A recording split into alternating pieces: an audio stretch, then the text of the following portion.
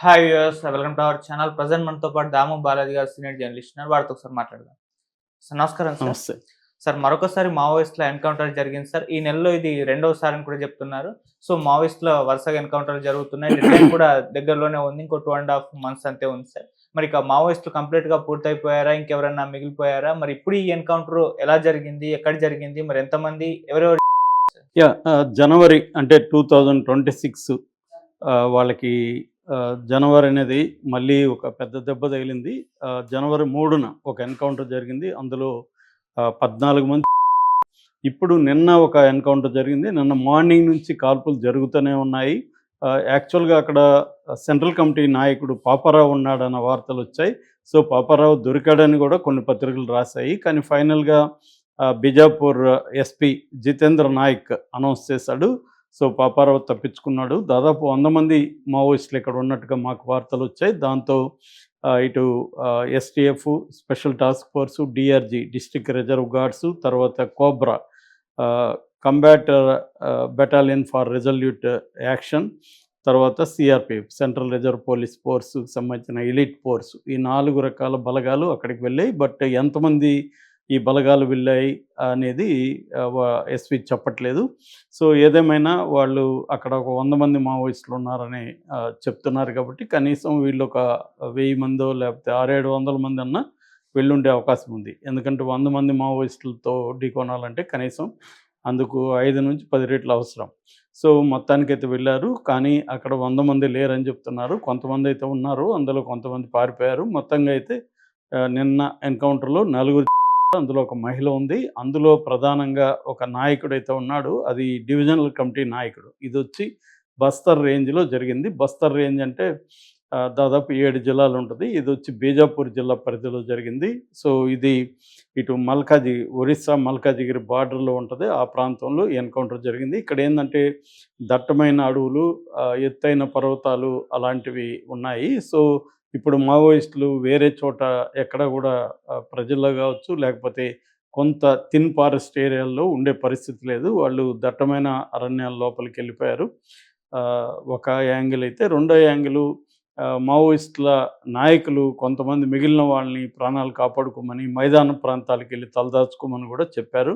అందులో భాగంగానే నవంబర్‌లో మనకి హిడ్మా ఎన్‌కౌంటర్ జరిగినప్పుడు నవంబర్ 18న విజయవాడలో కావచ్చు, కాకినాడలో కావచ్చు, మిగతా చోట్ల పెద్ద ఎత్తున దాదాపు 50 మందికి పైన మావోయిస్టులు దొరికారు. వాళ్ళల్లో నిన్న విజయవాడలో దొరికిన వాళ్ళని రాజమండ్రి జైలు నుంచి ముగ్గురిని ఆహ్, పోలీసులు హైకోర్టు పర్మిషన్‌తో కస్టడీకి తీసుకున్నారు. అందులో కస్టడీలో వాళ్ళు చెప్పింది కూడా ఏందంటే, మేము యాక్చువల్‌గా విజయవాడ ఎందుకొచ్చామంటే, అంతకుముందు కొంతమంది మా వోళ్ళు విజయవాడలో వైద్యం తీసుకున్నారు. కాబట్టి కొంత మాకు కాంటాక్ట్స్ ఉన్నాయి. అందుకని మేము ఇక్కడికొచ్చాం. మేము రావడానికి కారణం ఏందంటే, మా నాయకులు మీరు ఎక్కడైనా మైదాన ప్రాంతాల్లో వెళ్ళి మిమ్మల్ని మీరు రక్షించుకోండి అని మాకు చెప్పారు. అందుకనే మేము వచ్చేసాము. యాక్చువల్‌గా అక్టోబర్ ఎండ్ నుంచే మేము బయటకొచ్చి ఈ విజయవాడకి చేరుకోవడానికి రకరకాల ప్రయత్నాల్లో మొత్తానికొచ్చాము. వచ్చి ఇక్కడ కన్‌స్ట్రక్షన్ యాక్టివిటీ ఎక్కువ జరుగుతుందని మాకు ఇన్ఫర్మేషన్ వచ్చింది. కన్‌స్ట్రక్షన్ లేబర్‌గా ఉంటూ ఎక్కడైనా ఇల్లు తీసుకున్నాము. ఈ లోపలనే పనిలో జాయిన్ అవ్వకముందే అరెస్ట్ అయిపోయినాం అనేది వాళ్ళు చెప్పారు. అంటే మావోయిస్ట్ పార్టీ ఏందంటే ఇక్కడ సెంట్రల్ గవర్నమెంట్‌కి, మావోయిస్ట్ పార్టీకి మధ్య ఒక టగ్ ఆఫ్ వార్ మొదలైంది. సెంట్రల్ గవర్నమెంట్ ఏమో క్లియర్‌గా మార్చి 31, 2026 అంటే ఇంక 2.5 నెలలు గూడా లేదు. సో, ఈ లోపల డెడ్‌లైన్ పెట్టుకొని మావోయిస్టులు ఉద్యమాన్ని కంప్లీట్‌గా ఖతం చేస్తామని చెప్పారు. కానీ మావోయిస్టులు ఏందంటే సింబాలిక్‌గా అయినా కొంతమందైనా మిగిలి ఉండాలి. కంప్లీట్‌గా ఖతమైనట్టు ప్రకటించకుండా ఉండాలంటే కొంతమందైనా మిగిలి ఉండాలి అన్న ఒక ఆలోచనలో ఉన్నట్టుగా ఉంది. ఇది ఒక పెద్ద ఛాలెంజి. అంటే ఒక్కోసారి తీవ్ర నిర్బంధం అయినప్పుడు ప్రాణాలు కాపాడుకోవడం, బతికి ఉండడమే సక్సెస్ అయినట్టు లెక్క. సో, అది వీళ్ళు ఇప్పుడు ప్లాన్ చేసుకుంటున్నట్టు తెలుస్తుంది. అందుకని ఇంకా గూడా గణపతి గానీ, లేకపోతే మల్లా రాజిరెడ్డి గానీ, లేకపోతే తిప్పిరి తిరుపతి అలియాస్ దేవదిజి గానీ, పాపారావు గానీ, ఇంకా కొంతమంది మిశ్రా ఉన్నాడు ఒకాయన. బషీర్ మిశ్రానో ఏదో ఆ పేరు. ఇట్లా కొంతమంది అయితే ఇంకా గూడా సెంట్రల్ కమిటీ మెంబర్లున్నారు. అట్లాగే ఇక్కడి నుంచి చొక్కారావు అలియాస్ దామోదర్ ఉన్నాడు. సో, ఇలాగా కొంతమందైతే వాళ్ళ సింబాలిక్‌గా మనం 31 తర్వాత గూడా బతికి ఉండాలి అన్న ఒక యాంగిల్లో ఉంటున్నట్టు కనబడుతుంది. అందుకని చనిపోతామని తెలిసినా కూడా కొంతమంది ఇంకా అడవుల్లో ఉన్నారంటే ఏదో ఒక రూపంలో మనం బతికి ఉండడం ఇంపార్టెంట్ అన్నట్టుగా వాళ్ళు ఉన్నారు. కానీ ఏ వాళ్ళని అక్కడ అడవుల్లో ఉంటే బతకనీయకుండా ఎప్పటికప్పుడు కూంబింగ్ చేస్తూ దాదాపు 300-400 ఫార్వర్డ్ ఆపరేటింగ్ బేసిస్ అంటారు క్యాంప్స్. ఆ ఫార్వర్డ్ ఆపరేటింగ్ బేస్ క్యాంప్స్‌ని పెట్టుకొని పెద్ద ఎత్తున తిరుగుతున్నారు. అంటే ఇది సెంట్రల్ గవర్నమెంట్‌కి, మావోయిస్టు ఆహ్, నాయకత్వానికి మధ్య ఒక ఛాలెంజ్ అయితే కనిపిస్తుంది. ఇప్పటివరకైతే సెంట్రల్ గవర్నమెంటే పైచేయి సాధించింది. ఒక 2026లో ఒక ఛత్తీస్‌గఢ్‌లోనే 285 మంది ఎన్‌కౌంటర్‌లో వేల మంది మొత్తంగా దేశంలో సరెండర్ అయిపోయారు. సో, అసలు ఇంక ఉద్యమం చేసే పరిస్థితి అయితే లేదు. మావోయిస్ట్ పార్టీ ఒక రకంగా ఖతమైనట్టేనే చెప్పచ్చు. కానీ సింబాలిక్‌గా మేము బతుకున్నామని చెప్పుకోవడానికి తప్ప వాళ్ళెళ్ళి మళ్ళీ ఉద్యమం చేసే పరిస్థితి అయితే లేదు. ఎందుకంటే ఆల్రెడీ పట్టు సాధించేశారు. సరెండర్ అయిన వాళ్ళందరినీ కూడా మెయిన్ స్ట్రీమ్‌లోకి తీసుకొచ్చి వాళ్ళకి ఉద్యోగాలు ఇవ్వడం, వాళ్ళకి రిహాబిలిటేషన్ యాక్టివిటీ చేశారు. ఆల్రెడీ మైనింగ్ పెద్ద ఎత్తున స్టార్ట్ అయింది. సో, మైనింగ్ కంపెనీలకు కూడా గిరిజనులని, అక్కడ ఆదివాసుల్ని జాబ్స్‌లో సెక్యూరిటీ గార్డ్‌గా కావచ్చు, డ్రైవర్స్ లాగా కొంత స్కిల్ డెవలప్‌మెంట్ ట్రైనింగ్‌లు ఇచ్చి వాళ్ళందరినీ కూడా దీంట్లోకి తీసుకొచ్చేస్తారు. అంటే మెయిన్ స్ట్రీమ్ డెవలప్‌మెంట్ మోడల్‌లోకి ఆదివాసుల్ని తీసుకొచ్చేసే పరిస్థితి కనబడుతుంది. ఎట్లాగో ఫ్యాక్టరీలు, మిగతా మైనింగ్‌లు ఇవన్నీ పెడుతున్నారు కాబట్టి అక్కడ స్కూల్స్, అక్కడ పనిచేసే వాళ్ళ పిల్లలకి స్కూల్స్, హాస్పిటల్స్ ఇవన్నీ వస్తాయి కాబట్టి అవన్నీ ఆదివాసులకు కూడా అందుబాటులోకి వస్తాయి. సో, కాబట్టి ఇక మనం మొత్తం దేశవ్యాప్తంగా గమనిస్తే అభివృద్ధి అయిన చోట మావోయిస్టులకి ఉనికి లేదు.